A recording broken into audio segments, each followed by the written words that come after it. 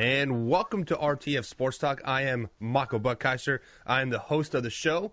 And as always, here the next few months, maybe for a very, very long time, joined with Marcus the Freak on the Twitter webs. Marcus, how you doing today, bud? Yeah, I'm doing good, Michael. How's it going? Oh, dude, it's pretty awesome here. First of all, how was that Spurs game last night? How did your boy Trae Young play? He played terrible as usual against the Spurs because what happens against the Spurs, Derek White guards him, and Derek White's about 6'4" and a half, 6'5", right. And he's a really good defender. He reminds me a little bit of Dennis Johnson and Joe Dumars, but he's a little bigger. Trae Young has a really hard time getting his shot off on Derek White, and then what happens is that the Spurs, they take the ball out of his hands. They trap him on the pick and rolls, and so the Spurs make somebody else beat you besides Trae Young, and it almost happened last night because Alex Len, their center, hit a bunch of threes, and it was crazy. But the Spurs did what Trae Young would get if he was in the playoffs. The Spurs defended him last night like if they were in the playoffs against the Hawks, and they got the ball out of Trae Young's hands, and Trae Young was almost a non-factor. Yeah, I really think Trae Young probably needs that to grow as a player for next year. They're definitely out of the playoffs now. Even though they should be tanking because they've been out of it for so long here, but they've won a few games. I think they actually went on a 3 or 4 game streak if I'm not mistaken, back around February timeframe. It was Trae Young and that other rookie that they got. His name slips. Yeah, Herter, Kevin Herter. He's really good. He's about 6'6", 6'7", and can shoot the lights out of the ball. Yeah. Yeah. That little core nucleus they have going on down there in Atlanta, they could be something in 3-4 years. Maybe not. Absolutely. Maybe next year they might slip into the AC. Like on the playoffs, depending on who they draft this year. But definitely look for those guys. Absolutely. Doing some work in a couple years. Speaking of, doing some work, Russell Westbrook did some work last night. He went for 20 points, 20 rebounds, and 20 assists. Only the second player in NBA history ever to do that. I should have got the other person that did that. I should have looked that up. That's my fault on that one, guys. But Marcus, what are your thoughts on that? Just wrap your let's try to wrap our heads around what does this 20 game mean to the average viewer? That's just 20, but wrap your head around this for the average viewer here. Right. It was something special. We haven't seen that since Wilt Chamberlain, and I've never seen it because I wasn't born then, neither were you. But yeah, that 2020 game is Wilt Chamberlain stuff. I've been a Westbrook fan for many years. I like him. It's just this year he's not shooting the ball very well, and so that limits him. But that 2020 game was special. The guy brings it every night. The heart, the passion, desire. I know a lot of people are down on him because they can't seem to win, but I love Westbrook. He's special, and that 2020 game was something. He did it for Nipsey Hussle, one of his friends who passed away a couple of days ago at the hands of a bad guy. So Russell Westbrook was playing with a lot of emotion last night, and it showed. But he usually brings that, Michael, every night. That's why I love the guy. Yeah. So anytime you go to a Thunder game, I feel like you are going to get a top performance from him, no matter what. He seems to lay it on the line every time. That's kind of why. You weren't listening to the show, Kawhi, then, but back in January, February, March timeframe, I was in the NBA team process because I didn't have a team yet. So I was kind of picking a team, and it came down to Pacers and Oklahoma Thunder, and simply because of Russell, basically why I wanted to pick Oklahoma. But yeah. So I really want to ask you, we've had two amazing things happen this year. James Harden, 30-point streak. That was the 32-game streak that he had here. And then you had the 2020 game. What do you think is more impressive, the 2020 game or the 30-point streak that James Harden had earlier this season? I think James Harden's more impressive because the shooting is dynamic. The guy's maybe the best shooter in the league. I mean, he gets his shot off in an array of ways that are unbelievable. If Russell Westbrook could learn how to shoot the ball, I mean, he's never going to shoot the ball as good as James Harden, but if he could shoot the ball well enough, to be an adequate shooter, like from 3-point range, Russell Westbrook would be Michael Jordan all over again. But the problem with Russell Westbrook is he can't shoot the basketball very well. And, that's terrible. I mean, he's got to get in that gym. He's got to shoot that basketball. I think James Harden, what he did is a little more impressive because of his shooting ability. I think James Harden's the MVP of the league. I know there's a lot of Giannis Antetokounmpo fans, but I mean, it's neck and neck. I mean, I don't know if they want to give co-MVP like they might give co-MVP Rookie of the Years this year with Trae Young and Luka Doncic. But man, Giannis and James Harden, that's going to be a nice little battle there to see who gets that MVP trophy. But if I had a vote, I'd give it to James Harden. I think James Harden's special. Yeah, I mean, he is definitely special because of like what he's done on I want to say on a consistent basis in the regular season. Let's just point out that in the regular season. He gets tired in the playoffs. He has to carry the load, and then he ends up flaming out in the playoffs. Yes, that's correct. Yeah, but I kind of want to hit on that co MVP stuff that you've been talking about the last few shows here. Let's get that co MVP stuff out of here. Pick somebody to win it. Yeah. Like that's kind of like saying, hey, honey, you're a great woman, but this woman's the same too. So I'm going to date you both for the next couple years, and like whatever flakes out first. Right. That just pick somebody. Yeah, those are always tough because Trae Young's coming down the stretch and he's playing better than Luka in some ways. Yeah. So he's closing strong. So people always remember like the closer, right? Right. But Luka has been more consistent. Gun to my head, I take Luka Doncic for Rookie of the Year, and then also gun to my head, I would take James Harden. I think what he's done on those nights, carrying a team in the Western Conference, has been just as more impressive than what Giannis has done. I love Giannis. I give a lot of credit to Coach Budenholzer, who's come in and implemented a system that gets Giannis, that gets the best out of his players and gets Giannis going a lot better than he did in the past. He's expanding. Coach Budenholzer is expanding Giannis's game with that system. He's putting the shooters around him, like Chris Middleton and Mirotic.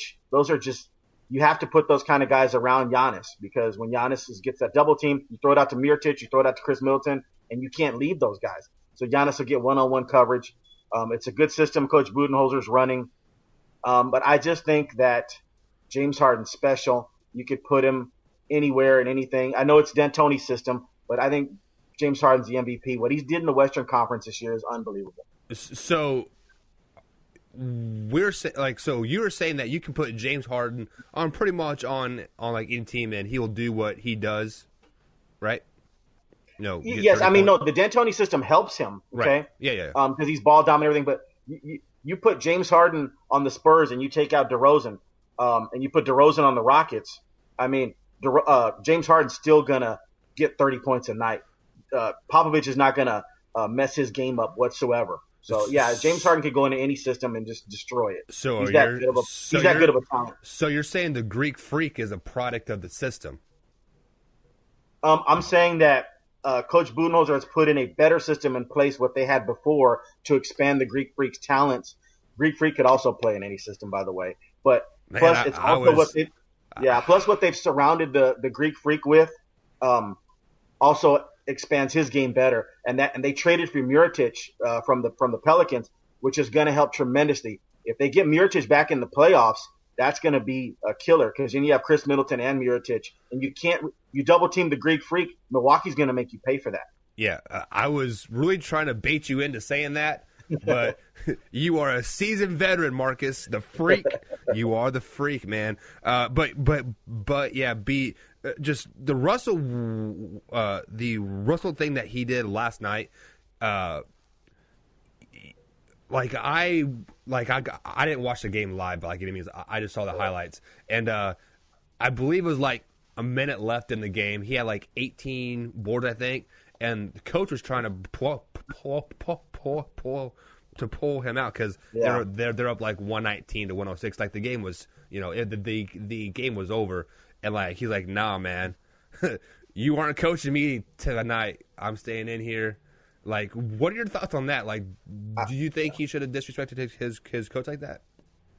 I'm not a fan of that, waving a coach off, and because he had 18 rebounds, he wanted to get 20 rebounds, and Popovich, he wouldn't do that to Greg Popovich. I can guarantee you that his butt would be out of the game with 15 rebounds.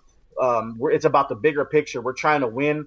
They may face Golden State in the first round, and you can't have. Can you imagine Russell Westbrook spraining a knee or spraining an ankle on the last rebound? That would be ridiculous, and Greg Popovich would get all those crazy questions in the media. Was he still in the game? And rightfully so. The only reason I would have allowed it that night was because of what I said earlier. It was about his friend. He wanted the 20-20-20 game for Nipsey Hussle, and that's the only reason maybe Pop would have allowed it or something like that. But if it wasn't that kind of special thing, there's no way that Pop would allow that, or any coach worth their weight would allow Russell to wave them off and say, no, I need to get my 20 rebounds. That wouldn't happen. So I don't like a player doing that, but I understand the situation that it was last night, why he did that. Yeah. So you think this is like a premeditated attack that he had, like he was going into this game with every expectation of getting a 20-20 game, because I believe it was the first quarter he had 10 assists and 5 boards. So like he was definitely trying to get the assists right off the bat, like it kind of seemed like. Yeah. And I think he was the first player ever to get 10 assists and 5 rebounds in the first quarter of like any game. So you could definitely tell he was out there on a mission, ready to do some work. And it's just like I'm trying to wrap my head around the whole 20 assists, because he can serve the ball up all he wants. He can put Adams in every position to score the ball. He can put Paul George in every position to score the ball. Yeah. But for the Thunders to the Thunder players to finish as well, I mean that's definitely saying something like the whole team kind of had his back. And and I kind of wonder, like, if they are currently in the 8th seed in the West, like I wonder like if that might catapult them just enough if they were to stay in the 8th seed to give Golden State a 7-game series. What are your thoughts on that? Do you think this team coming together and gelling like this on this one night shows you what they can do in the playoffs? Like maybe they can give Golden State a run in, possibly, very, very possibly, in a upset. I don't think they would beat the Golden State Warriors, but that would be a battle royal, because not only does Russell Westbrook want to give it back to Kevin Durant, Paul George and Kevin Durant go at it. I don't know if you watch some of the Olympic trials, but Paul George loves to give Kevin Durant the business. They're similar with the post up, with the turnaround jumpers and all that. Paul George would be really motivated. Russell Westbrook would be motivated. I'm going to tell you, that would be a battle royal. It possibly could go to 7, and I guess Game 7 is obviously going to be at Oracle. So, Golden State will have easily the advantage. I don't think Oklahoma City Thunder will beat the Golden State Warriors, but it will be a matchup to see, and I think that is must-see TV in the first round. You usually don't think, Michael, that's a good point you made, you usually don't think of a 1-8 matchup as being must-see TV, but that would be must-see TV. Now, as far as like the Spurs are concerned, they're tied with Oklahoma City. If the Spurs go 8th and Oklahoma City goes 7th, I don't give the Spurs much of a chance to beat the Warriors in the first round. In my opinion, playing the Warriors in the first round is almost like basketball suicide. Oh, yeah, so, I mean, I don't think anybody's going to beat the Warriors, 100%. But Oklahoma City Thunder will push the Warriors maybe to 6 or 7 games, absolutely. If I was the commissioner of the NBA, I would love for the playoffs to start right now, because this just like what you just said, this is must-see TV in the first round of the playoffs. Not very many people are going to tune in to the Spurs Golden State. I know we're going to get into the NBA playoffs later in the show, but I'm just saying, like, if they were to start today, I would definitely be tuning in to probably every game of that, to be honest. Yeah. Just because you wonder what Russell is going to do. Is he going to go off for 50 points? Is he going to have a 30 game? You know, right. just like it's just he is such a raw talent that and like thinking about it, like I don't remember seeing him play in college because he played for UCLA, right? If I'm not mistaken. Yes. Like yeah. I don't ever remember him like hearing about him on Sports Center right. or any of the talk shows. I mean, like he had a pretty good March run. I was it like 2010 maybe I think it was, or 11. I'm not for sure when he was like they made that run. No, that's a good point. But what happens, Michael, like in college, is some of these great athletes, college restricts you. They restrain you from blossoming. In the NBA, then your game totally blossoms. We saw the talent. That's why he was the 4th overall pick from Russell Westbrook to the Oklahoma City Thunder. The talent was there. In college, they're taking charges all the time. They're calling fouls a lot of times. It's more of a team game, I think, in college. Yes, absolutely. It's a much different game. So his game expanded in the NBA and just took off. And people knew that. The scouts knew that. That's why he was the 4th overall pick. Yeah.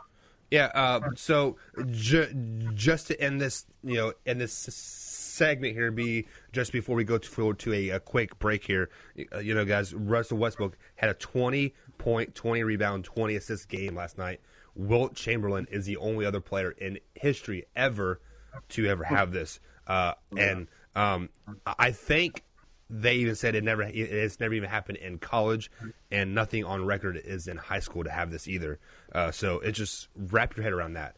Yeah, only 2 players ever to play basketball from high school to college to NBA to ever have this happen. So we will come back, and I see you got your Texas hat on. We're going to talk a little NIT, man. We'll be right back, guys.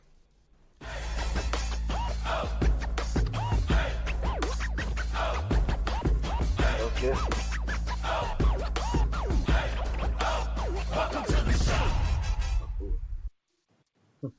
All right, guys. Welcome back to RTF Sports Talk. And as promised, we're going to talk a little NIT. Marcus's Texas Longhorns played the old TCU Horned Frogs last night, and they defeat them last night. And Lipscomb defeated the Shockers of Wichita State. It's kind of ironic that Wichita State is called Wichita State because Wichita is a city in Kansas. They're not a state, and there's not a Wichita college. That whole thing's weird. I'm from Kansas. I can say that. But go Shockers, even though they lost. So the NIT final is Lipscomb and Texas. I mean, like Texas Longhorns, like is your team. Give us a little insight. Do you think they're going to win the first NIT? I believe it was since like the early 50s or 60s. I believe is when they last won the NIT. Yeah. Give me some insights on that. Like, what are your thoughts on Texas and the NIT? Listen, they can win it. They've been playing well. Everybody's down on Shaka Smart here. He hasn't produced what people thought. He's missed the NCAA tournament now twice now, which is almost unforgivable. He's had some Final Four runs with VCU, so everybody thought that was going to happen here. And then he's getting good recruits. It's just not panning out. But I got to give them a little credit. They've hunkered down here. They won some games in the NIT. They didn't want to go out like that. They didn't want their season in like that. And they got their 20th victory last night. I give them all the credit in the world. They beat TCU, who was a team that already beat them twice early in the year. It's hard to beat a team 3 times. Yep. In the NFL, we know that's the case. But yeah, in college too, you can't beat. It's really hard to beat a team 3 times. And Texas is playing really good defense. They're getting good play out of Ozakowski and their new point guard. Well, they have Coleman is their point guard, but they've implemented a kid named Ramey, a freshman. And he didn't play well last night, but he's been making a big change for them, Ramey. And yes, they've just been playing really well. They're going to go up against Lipscomb, who's got a really good player in Matthews, 6'5". He had a couple of big games prior to getting into this final, and this guy can shoot the basketball. Matthews, he's about like I said, 6'5". He had like a 40-something point game about a week ago. He's athletic. He's not just a shooter. He can take it to the basket. He can dunk on you. And so I think Texas will beat Liscum. They'll do a little bit what Pop did to Trae Young last night. They got to get the ball. They'll trap Matthews. They'll make it tough for him. They'll challenge him. And so I do think Texas can win. Texas is playing well. I wish they would have played this well in the regular season. They might be in the NCAA tournament. But they didn't want to go out like that. They're playing well now. They've got their 20th victory last night. And I think they actually get a break playing Liscum, and not a bigger team. But I'm not going to, downgrade Liscum too much. They're here, and they've got a hell of a player. And so it's going to be fun to see. But the bottom line is, though, people are down on Shaka. He's getting a heck of a recruiting class coming in. And so I don't think that he can survive another like non-NCAA tournament and then head to the NIT next year. I don't think he can survive that. I think they'd let him go. I think the boosters, they'd let him go, and then he would just walk away with a check for $10-11 million or whatever it is. Right. But let me add to that point a little bit here. I got it. That was exciting. That came out of nowhere. But the boosters at Texas, the Texas community in general, you guys have to respect a NIT championship. I think I would much rather win a NIT championship than get knocked out in the first round of the NCAA tournament. Because think about this. I believe the first two rounds are played at your home court. Like if you're the higher seed in the NIT, that brings in so much more money to the school. So like if you are able, to fill those stands for two more games, I mean, like the college is winning at the end of the day, and you get knocked because like think about this. Can you remember every first round team that was in the NCAA tournament right now? No, you're right. Yeah. I mean, to get the home games that UT got is nice. I mean, the attendance wasn't great because, like I said, people were down on them. But I don't know, it's just something about saying you were in the NCAA tournament. Well, I mean, it's almost like a prestige thing. Yeah, and so I definitely understand that. Yeah, so I do think they'd rather say, hey, we played Marquette in the first round of the NCAA tournament. If they lost. But I think they'd rather have a shot at getting to the Sweet 16 than getting to an NIT final. But that's not to say they're not stoked about getting to the NIT and getting to Madison Square Garden and playing. I think the boosters are happy right now. I mean, they're content, and so UT's playing really well. And let's hope this can carry over into that good recruiting class he's getting. He's getting a kid by the name of Will Baker. He's a 7-footer. Oh, there we go. Yeah, so let's hope that can transition into next year, and they can play better next year, and let's get an NCAA tournament. Shaka Smart's not going to survive not getting into an NCAA tournament next year, though. That's done. It's basically this year, put up or shut up in 2020 for Shaka Smart. Well, and the reason why I want to talk the NIT was because earlier in the season, I said the Big 12 was the best basketball conference in the country. And I think this shows it right here. The teams that did not make the NCAA tournament all made the NIT, and they both made it to the finals. Do you think this shows the depth of the Big 12 has? And who do you think is the best basketball conference in America? The men's basketball conference. Yeah, that's a good one. This does show the depth of the Big 12. I mean, not so much even the NIT, but you look at what Texas Tech's doing. I mean, we have a Big 12 representative in the Final Four. I mean, that's pretty huge. And Chris Beard's doing a great job there at Texas Tech. So, it does show the depth of the Big 12. We had some good stuff happen in the NCAA tournament. Unfortunately, like Kansas was down a couple of players. Otherwise, Kansas would probably have a really legitimate shot to be in this Final Four. Let's just be honest.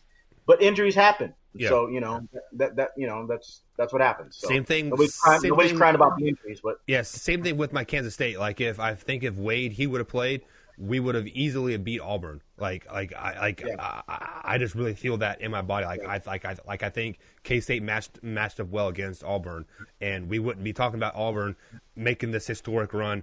And right. And like, no, you're right. I mean, yeah, injuries are part of it. So as far as the best conference is concerned, I love the Big Ten and I love the ACC. Big 12's right there, third. Pac-12 this year was bad. I mean, it wasn't that good. Although I loved Oregon, how they made a good run. But yeah, you're talking, ACC, Big 10, Big 12, right there. Those are top three conferences easily. Okay, so I'm going to put you on the spot here. You have to rank the the top five power conferences. You got the Pac-12, ACC, SEC, Big 10, and Big 12. Who is your number one? Oh man, that's a good one. Man, I love the Big 10. By the way, I just love the way they play. Yeah.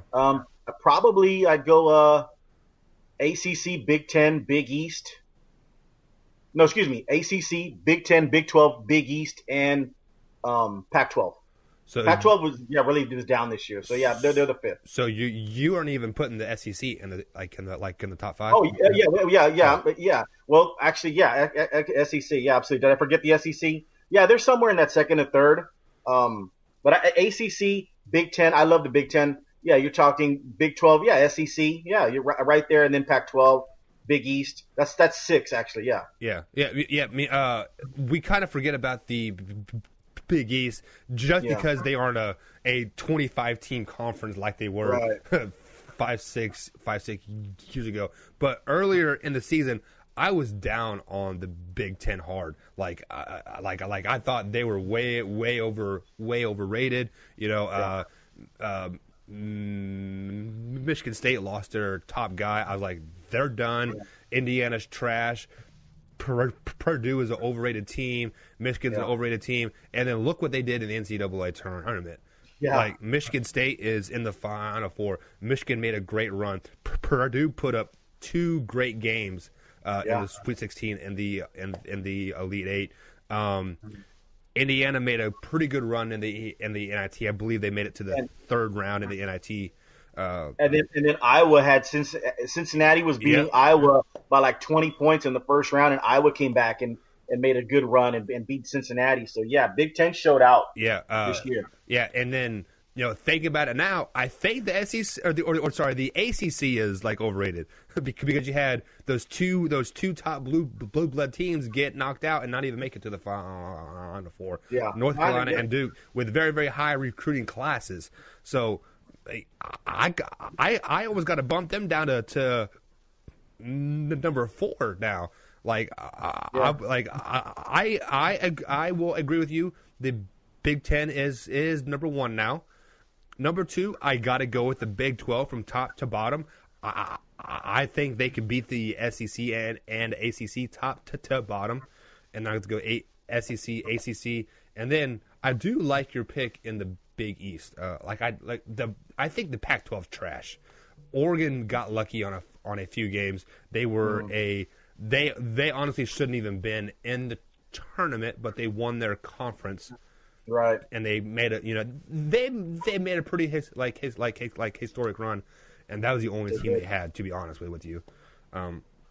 So your Texas Longhorns, I think they play Tuesday night, if I'm not mistaken. Thursday. They'll play tomorrow. Thursday night. There you Thursday go. Thursday at 6 o'clock Central. Yeah. There you go. So you have them beating Lipscomb. Yeah, I mean, just got to contain Matthews, and we'll be good. And that shouldn't be that hard to do. I mean, Shaka Smart, they're known for a defense that he brought from VCU. So yeah, absolutely. The only thing I'm scared about this is Lipscomb kind of feels like they're Auburn. They're a team on a mission, and I believe they're like the 6th seed going on their side of the bracket. They are the lowest seed ever to make it or not ever, but in a very very long time to make it to the finals in the NIT. Hey, listen, this is a single game elimination. If Lipscomb starts raining down threes everywhere, it could be a long night. Yeah. This isn't like that we talked about yesterday. This isn't a best of 7. This is anything can happen. Right. Winner take all. This is game 7. Yeah. So guys, like you just said, the game is Thursday, 6 p.m. Central. Where do you know where they're playing at? Or are they playing in New York? Yeah, it's Madison Square Garden. Right. So hopefully the stage isn't too big for anybody here. We all have I'm going to be tuning in. I just love college basketball, honestly. Like, I can't get enough of it. But guys, we're going to go to break real quick here, and we're going to talk NFL draft next. It's right around the corner, but maybe 2 weeks away, isn't it? Maybe 3 weeks away. Yeah, we'll be right back.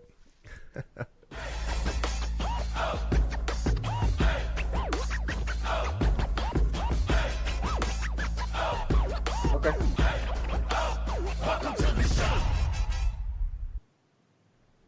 All right, guys, welcome back. We're going to give the floor over to Marcus the Freak over there. If you guys are not following him on the Twitter machine, it's at Marcus the Freak. Me and him started following each other, and he's a freak over there, guys. You better. And I just entered the Twitter world. I just got a Twitter account like a week ago, so I'm new to the Twitter world. So yeah. Hey, Twitter is a very. I'm on there as well at mbuck41. The guys' stuff is in the description below. If you guys have not subscribed to the YouTube channel yet, definitely subscribe to the YouTube channel, please. Like, comment, subscribe. Follow us on iHeartRadio, Spotify, Google Podcast, all that good stuff. Also on Facebook, RTF Sports Talk as well. We do have a little Facebook page there. I'm not as active as I should be on there. We have a group of people on there. There's Matthew Lyle on there, Billy Hatton, and I'll add Marcus on there as a lock as well. We will definitely start to be more active on that page in the times coming here. But floor is yours, Marcus the Freak. NFL draft. What do you got for us? No, it's a lot of intrigue. I love the NFL draft. Ever since I was a kid, I used to wake up and I couldn't. It used to be Saturday, Sunday mornings. It started at 11 in the morning on Saturdays when I was a kid, and I've just loved the NFL draft, the intrigue in it. It is the ultimate reality TV show, the NFL draft. You don't know what's going to happen. These 21-year-old kids are about to become millionaires. It's my favorite. Also the NBA draft as well, but the NFL draft is special to me. The intrigue this year, is Kyler Murray going to go number 1 to Arizona? That's probably looks like the case. And, what do you do with Josh Rosen? Okay, so that's a big deal. You got to send him away for a first-round pick. You're not sending Josh Rosen away unless you're going to get a first-round pick. Okay, so let's just stop right there. Like, I remember about two weeks ago, there was rumors of him going to the New York Giants, but they were only offering like a third round pick, maybe a second round pick. You wouldn't let him go for a second round pick, for a opportunity to get a talent like Kyler? I would if that was the last option. Gun to my head, we have to pull the trigger. But absolutely not. You got to do your due diligence, weigh in all your options. I think Josh Rosen's a first-round talent. If you were to put Josh Rosen in this draft right now, he would be the best quarterback ahead of Drew Lock and Haskins and Kyler Murray. So you're going to have to get some kind of equal value for him. They traded up to get him last year at the 10th pick. There's going to be some takers out there. Everybody's bluffing. Everybody's lying right now. Right. I even think the Denver Broncos, with the 10th pick, I think they're probably going to take Drew Lock at 10. I think John Elway loves Drew Lock, but if you're John Elway and you think Josh Rosen's better than Drew Lock, then you send the 10th pick to Arizona and you take Josh Rosen and back for the 10th pick. Yeah. You don't sit there and wait for Drew Lock. And I kind of like that too, because they did just pick up Joe Flacco in free agency, and like I kind of feel like this is an Aaron Rodgers, Brett Favre situation. Yep, Brett Favre situation, because what I want to say, Joe Flacco's like 33, 34 time frame, so he has about 3 or 4 good years left in him, maybe. And, that'd be perfect opportunity to draft a quarterback like a Drew Lock or maybe even get Drew. Yeah. Absolutely. And the thing about it is Flacco is not as good as Brett Favre. So it's not like you have to send a Hall of Famer somewhere else. Or, right.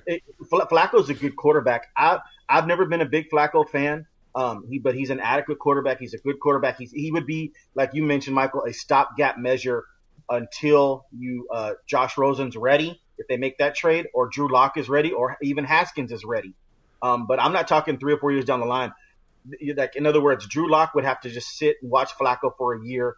Then he'd have to take the reins next year. Then Flacco would be, if Flacco's upset that he's going to be a backup quarterback to Drew Lock or Josh Rosen, then he's going to have to go elsewhere and become a starter. Yeah. So it'd be like a 1 year thing. It wouldn't be like a 3 or 4 year thing. You can't draft the 10th overall pick in the draft and then, like, when they're 27 years old, they get a shot.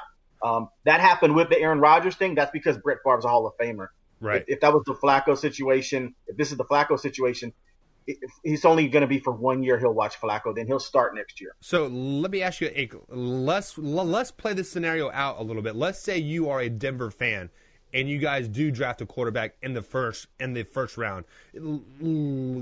What, they are 10th overall pick. Let's just say they stay at that 10th pick, and Drew Lock falls down to that point, and you pick him up. Do you think the fans are okay with Drew Lock sitting behind Joe Flacco for a year, or do you think they're going to have the Tim Tebow effect there, and the fan base is just going to put so much pressure on the organization to get him in there? If I'm a Denver fan, I'm happy they got Flacco because he's an upgrade from what they got last year. Mm-hmm. And if they were to take Drew Lock, John Elway's in John Elway, I would trust if I'm a Denver fan. So we've heard that, and a lot of times there's smoke screen and lies, but we've heard that John Elway likes Drew Lock. I would be perfectly fine with them taking Drew Lock at the 10th pick and then letting Flacco have the reins for a year. Let Drew Lock have like a redshirt freshman year, so to speak, and then taking the reins. You got to be happy with that at the 10th pick. The only thing that would even attempt to make that not viable would be if Drew Lock and Haskins went before the 10th pick, with somebody traded up to get them. Yep. And so now you're sitting there, Denver at 10, and you just got to take the next best available player. But yeah, that's fine. Drew Lock, if you're a Denver Bronco fan, you got to be happy with that. Drew Lock makes all the throws. He's as cool as I've watched him develop over his career at Missouri. He's as cool as you can get. It doesn't seem like things rattle him. He's got every tool to make it. And so I would definitely take Drew Lock with the 10th pick. I go back and forth. I in my brain between Dwayne Haskins and Drew Lock. Mm-hmm. I guess if I had the number 1 overall pick, I would not take Kyler Murray, by the way. No. Kyler Murray's going number 1 because of the system that Cliff Kingsbury is going to put him through. But if I had the number 1 overall pick, let's just say for the Cowboys, and Dak Prescott was not there, he got hurt. Right. It would be a flip of the coin between Haskins and Locke. I don't know who the heck I would take. I probably would trade for Josh Rosen. But if you had gun to my head, Drew Lock and Haskins, who's better for that 10th pick for Elway, I probably would go Haskins. I guess gun to my head. He reminds like a Warren Moon. He makes all the throws as well. He throws people open just like Locke does. Yep. So you can't really – I think two really good quarterbacks. I don't think you can go wrong with either one, Locke or Haskins. And just to piggyback on your opinion here, I feel John Elway is a quarterback killer. He was a pretty good quarterback himself, but for some reason he cannot evaluate talent as a quarterback very well. So since he likes Drew Lock so much, I got to go with Haskins.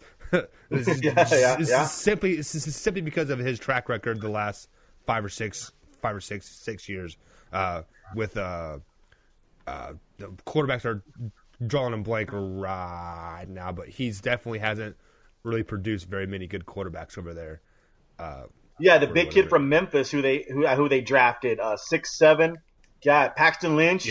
Yeah, that was a disaster. I didn't like Paxton Lynch at all. Right. You're 100% correct on John Elway's good has put this team together, put a championship team together. So I think he's a good evaluator of talent. But I'm going to piggyback up what you just said, Michael. If you're picking Paxton Lynch, as your quarterback of the future, that was not a good pick. I didn't like Paxton Lynch at all. Even Jerry Jones liked Paxton Lynch. He looked like a 6'7". He had no arm definition. I mean, he just looked like a 6'7" basketball player playing quarterback. He just didn't look right at the quarterback position. Like Drew Lock looks like a quarterback. He's like 6'3", 6'4", 230 pounds. He's muscular. He looks the part. Paxton Lynch looked like a small forward playing basketball, trying to play quarterback. It just didn't look right. I never really liked him at Memphis or a first round talent. I didn't give him any first round grade. And so the fact that John Elway took Paxton Lynch is mind boggling. So you're right. I mean, If he likes Drew Lock, go with Haskins. Right. Right. So you are the GM of Arizona Cardinals. You had the first overall pick this season. You do have Drew Rosen coming into his second year as a quarterback. You have a first year coach with Cliff Kingsbury. What do you do with that first overall pick? Yeah. Well, it's you got Cliff Kingsbury for a reason. So he's the guy that's going to implement your system. He's the guy that's going to have to pick the quarterback. I mean, that's the bottom line, to run his system. And so they're kind of like pressured into taking. I mean, there's no other choice here. You got to take Kyler Murray to run Cliff Kingsbury's system. So if I was the GM or the owner, Kyler Murray would be my number one pick. And in Cliff Kingsbury, I would trust. If I'm giving him the keys to the gate, to the garden of my franchise, which I actually question a little bit, giving Cliff Kingsbury the keys to the. Right. I wouldn't do that personally, but people love to find these new 30-year-old coaches. They think they're going to be geniuses, so they're going to go ahead and try to hit on this one. And so, yes, I'd be all in on whatever Cliff Kingsbury wants. If it's Kyler Murray, then we're going with Kyler Murray, and we're going to trade Josh Rosen for a first-round pick. It's no fault of Josh Rosen. By the way, if I was Josh Rosen, I'd be really upset because you're going to just yank me after 1 year. I'd be really upset. Well, they did the same thing to their head coach there. He was there for 9 games. They're like, "Hey, man, you're out of here." So yeah. No. I mean, I've kind of put a curse on the Cardinals simply for that reason. Like I hope they're terrible for the next 15 years. But but if I were the GM of the Cardinals here, I would trade that first overall pick because Cliff Kingsbury has gone on record saying he wants Kyler. And you said it yourself. There are 2 quarterbacks better in the draft, and I think the other teams below them see that as well.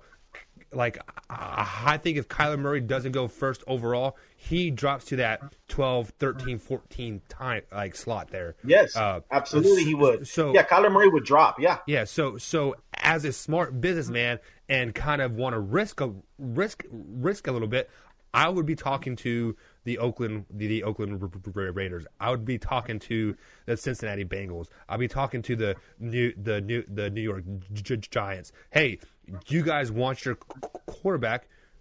You give me your first round pick and a second round pick. You can get this first overall pick, and you can get your guy. They need to play that system because let's be honest, Cardinals are not very good. Their team is pretty trash. All they got is Larry Fitzgerald, which is is he staying or is he going? Is he retiring? And then their tailback, I think early in the year last year, they were down to their 4th-string tailback by game 5 or 6.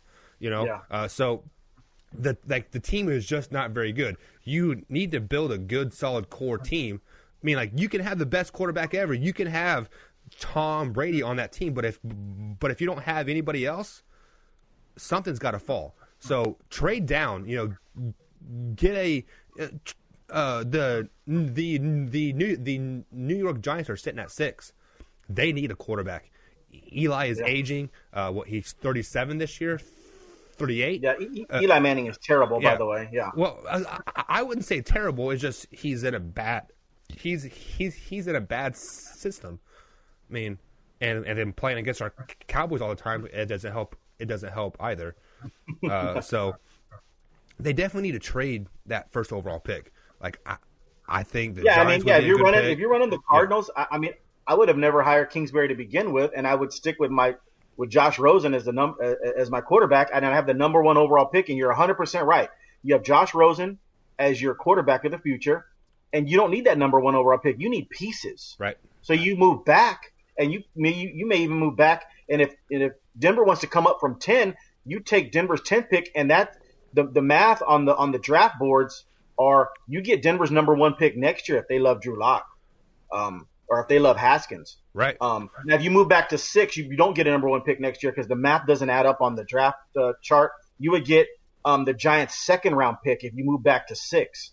But they went all in on Cliff Kingsbury, so now they are pretty much pigeonholed into taking Kyler Murray, which that would not be my direction. And I guess ascertain from you, that would not be your direction either. Yeah. Yeah. So just looking at the draft boards here, as far as quarterback rankings, I think the first quarterback to go off the draft should be Haskins from Ohio State. Who do you like? No, like I said, gun to my head, I guess Haskins, lock, and then it depends on the system I'm running. If I'm running a pro style set system like a Mike Martz, Eric Coryell system, I'm taking Daniel Jones over Kyler Murray. So it just depends on what system I run. I'm telling you right now, yeah, Kyler Murray probably would not be my choice, but but he's such a supreme talent now. I'm not gonna denigrate him too bad. But I would probably, I probably would have Kyler Murray over Jones. Probably, gun to my head, I think he's more of a talent, unless some NFL scout could tell me something different. So I guess you go Haskins, Locke, Murray, then Jones. But you can flip-flop Murray and Jones depending upon the system you run. Right. And so who would be your second player off of the board here? You have Josh Allen from Kentucky. You have that wide receiver from Mississippi State that had a really good pro day.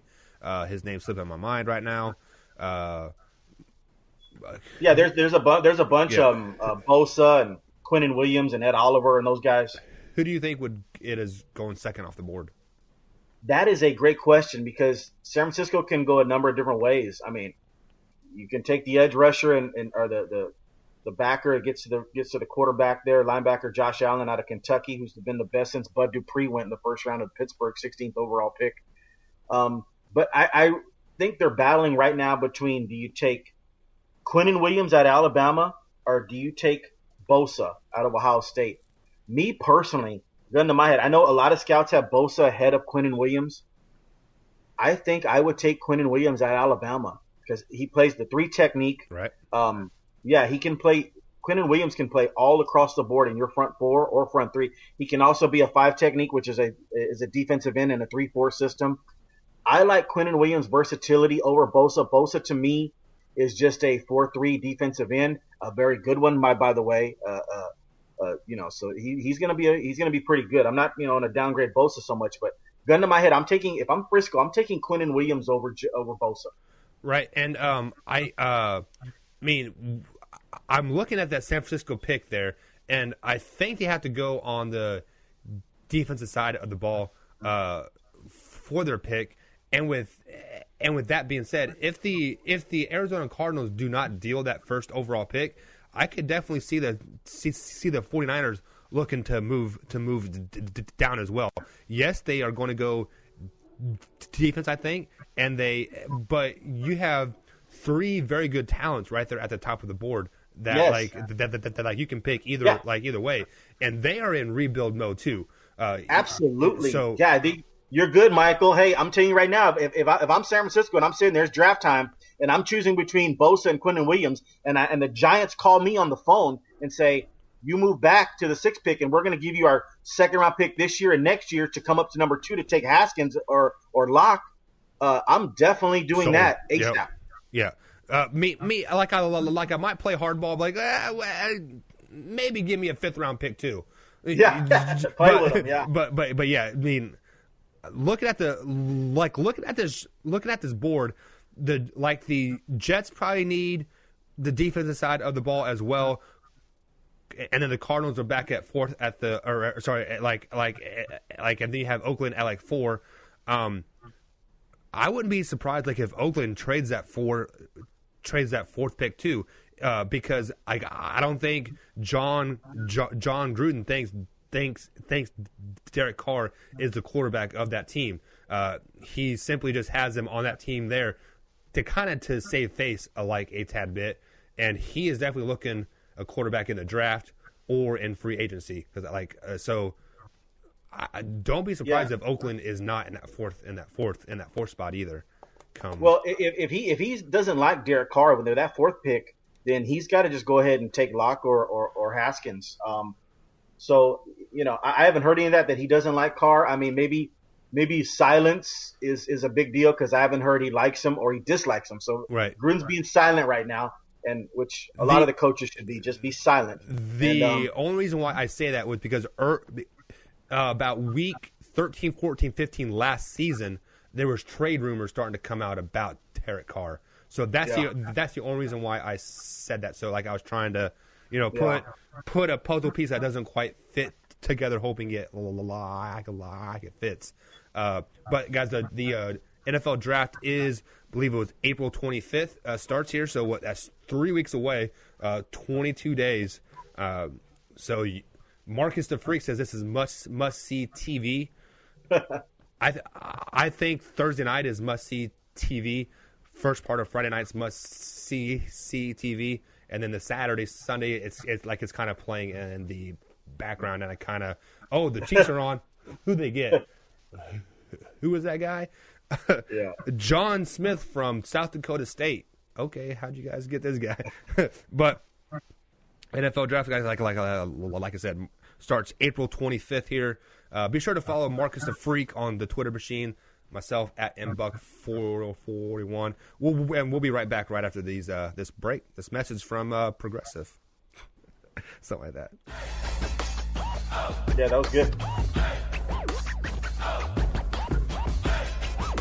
Yeah, I love it. I love the NBA. And then even in that Saturday and Sunday, it's like the who's who of college players. There are great college players going on Saturday and Sunday that we've all seen play. Yeah.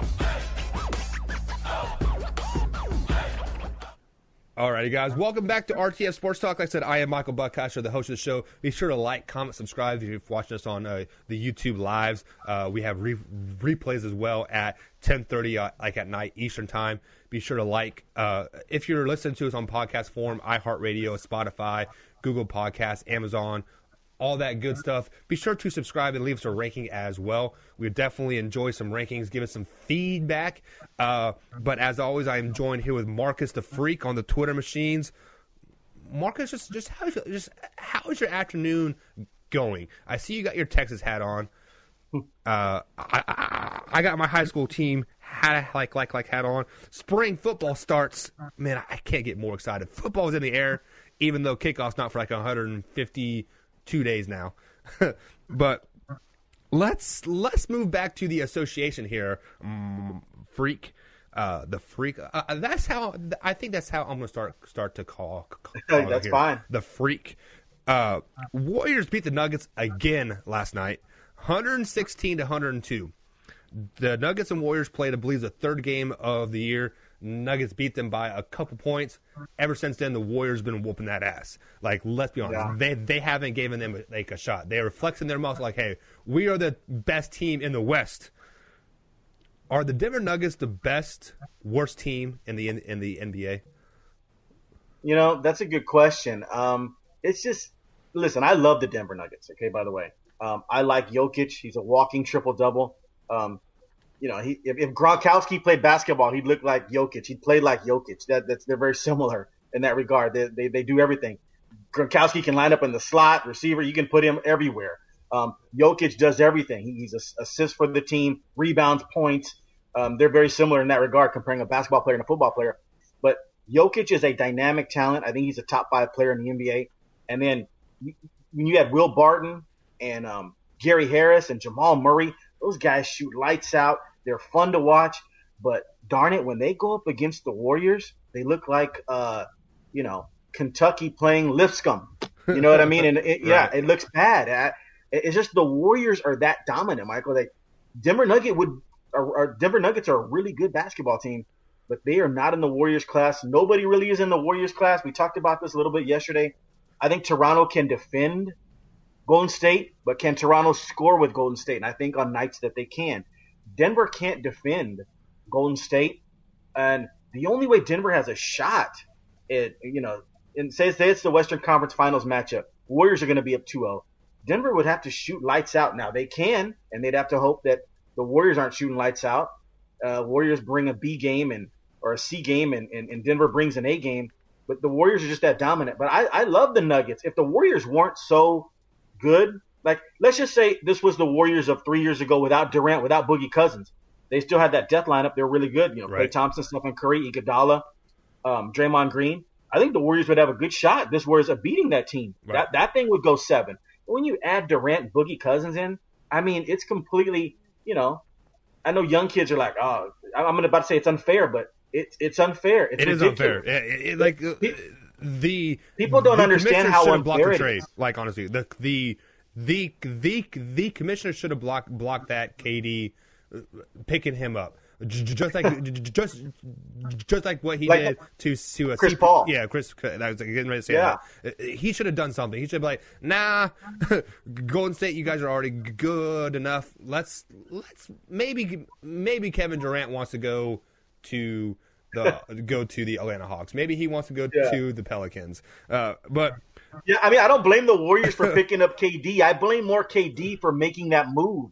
Like I said the other day, that's equivalent of Kevin Garnett saying, "Oh, I can't win in Minnesota. I'm going to join the Spurs. I'm going to piggyback off the Spurs." Or Dirk Nowitzki saying, "I can't win in Dallas.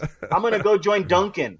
Yeah. I mean, the NBA. I would love it as a Spurs fan if Dirk would have joined the Spurs in 2005, but the NBA would have been terrible to watch. Spurs would have won like 3-4 championships in a row, so it wouldn't have been fun for the rest of the league. Like it's not. It would have been fun for you though. Yeah, it would have been fun for me. But even though we're talking about it, it's still kind of like. It's Golden State's thing to lose, and they really don't have anybody else that's going to challenge them, I don't think, until they get to the finals. And then you and I disagreed a little bit on I have Toronto coming out the East. I like the Sixers. I think you like the Celtics, but whoever it is, they'll probably give the Warriors the best shot at beating them in the finals. It probably won't come from a Western Conference team. So if the NBA playoffs were to start right now, out east, you have the Bucks are the number 1 overall seed. They would play the Heat. Raptors are 2 seed. They would play the Nets. 76ers 3 seed. They would play the Pistons. 4 seed. Celtics would play the Pacers. How would you? Let's kind of do a breakdown of the like of the games real quick. Who would you have coming out of each of those first round series there? Well, look, Toronto, Milwaukee, Philadelphia, and Boston aren't losing their series. Now, there's going to be teams, Pistons could push, Indiana could push, although they're doing a fabulous job without their star player, Oladipo. And what's crazy about that is when Oladipo went down, the Pacers were sitting at the 3 seed. And like I said, right then and there, they are done. They might squeak into the playoffs as like an 8 seed. And look at this. They are still 5th seed. Like they dropped one spot. So, I mean, Pacers are kind of the real deal. Yeah, no. I mean, but that being said, Michael, they're probably going to lose their first round matchup. Yeah. And who did you have them? Who are they playing in the first round? The Celtics. Yeah, I mean, if the playoffs were to start right now. Yeah, Celtics have too much depth for a 7-game series for Indiana. Yeoman's work for what they did in the regular season. But Celtics, Raptors, Bucks, Sixers, 76ers, they're all going to advance. And then it's going to be a battle royal in that second round, much like the Western Conference. That second round is going to be a battle royal. Yeah. I call the first round you eliminate the pretenders from the contenders. And so that's what the first round is going to be. You eliminate the pretenders from the contenders. And those 4 Eastern Conference teams that I just mentioned, that's going to be a battle royal in that second round. It's going to be fun to watch. That's must-see TV. I definitely think the East has a line, though. Like, after the 5 seed, boom, they're done. Yeah, after the second round of the Eastern Conference, in the Eastern Conference semifinals is must-see TV. So if they were to play out just like what you have them, you would have the Bucks versus Celtics, Raptors versus 76ers. How do you see that playing out? That is really tough. I mean, if you talk about matchups galore, is Milwaukee going to have Mirotic back? Are they going to be 100% healthy? Is Brogdon going to be back? Brogdon is an on-the-ball, really good defensive player that they would need. So we'd have to know who's going to be healthy. But I like the Bucks and Raptors in the Eastern Conference Finals. But that being said, those things are going to go 7 games, I believe. That's why I said it's must-see TV. Yeah, they are definitely going to wear each other out. I have to agree with you on that. I think the Bucks and Raptors do pull off, their respective games there. Giving you the Bucks Raptors finals before you get into it, I think the Bucks just destroy the Raptors in the finals. I think the death of the Bucks will just Flex your muscle against Toronto. Toronto doesn't have a winning culture there yet. They don't know how to win. Yeah, they won the first 2 rounds, but they were kind of easy games. When you play the best team in the East and the Bucks, you're going to get their best 100%. It's going to be a 5-game series, I think. Yeah, no, I mean, well, that's where me and you disagree on that one. I'd have Toronto coming out of the East. Would it be another 7-game series there? Absolutely. Yeah. You know that thing's going all the way there, and it could. I'll tell you what, it's going to be in Milwaukee, so that's a little scary for Toronto. Proposition for Toronto. Toronto's got to end them in 6, because I don't know. I mean, they can win a Game 7 in Milwaukee. That's I'm not saying that can't happen, but if Toronto's gonna win, come up East, you'd have to pick Toronto in 6. Yeah, and so let's say Toronto does make it like at that point. Are you saying they probably sweep in the first round versus the Nets? A sweep? No. Nets will get 1. Okay. Nets are really exciting. They're fun to watch. Dinwiddie is back now.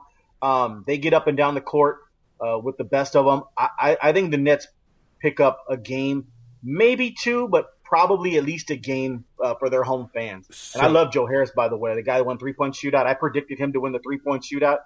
The guy's as good a shooter as you can get in this league. He's that good. And so the Nets probably pick up 1, but yeah, Toronto will win in 5 on that one. So basically, the Raptors are going to be playing about 19, 20 games going into the finals here. I kind of want you to keep that number in that head because I think that number is important because teams from the East, they are going to end up beating each other up in the playoffs in the second and then the finals because those games are going to go probably 6-7 games. So just mentally wore out and quite possibly physically wore out. Just like as well. And the reason I picked Toronto over the Bucks is, listen, I don't really like Kawhi Leonard anymore, to be honest. Right. I'm a San Antonio fan. That's obvious. Yeah, you got to be salty about that. He is a transcendent talent, though. I mean, he really is. He can guard the Greek Freak, and he can put 30 up. I mean, who else in the league can do that? I mean, the guy is a supreme talent, and when you have Anunoby or OG, they call him OG in Toronto. You have Siakam, you've got Ibaka, you've got Danny Green. These guys get after your butt defensively, and they could make things really tough for the Bucks. And hopefully, like they're part of the reason why I would give them a puncher's chance against the Warriors because they play great defense. They are going to make life hell for Curry and Durant, and they're going to make life hell for the Greek Freak and Mirotic and those boys over there, Eric Bledsoe. They're going to make life like hell for them. Toronto can defend at a high level, and so when the playoffs get around to it, you'll watch Toronto suffocate teams, and so that's the reason I give them the edge over the Bucks.